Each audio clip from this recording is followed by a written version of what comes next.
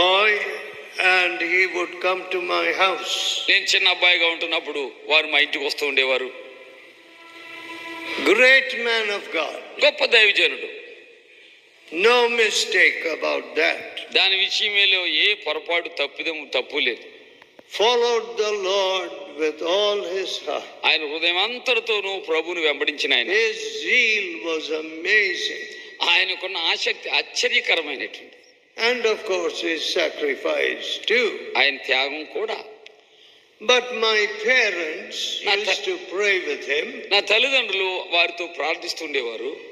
And they saw the need to guide him because he was out of the Sikh fold. Sikh ఆ కుటుంబంలోండి మతం నుండి వచ్చారు కాబట్టి ఆయన నడిపించాలి అనేటటువంటి అవసరత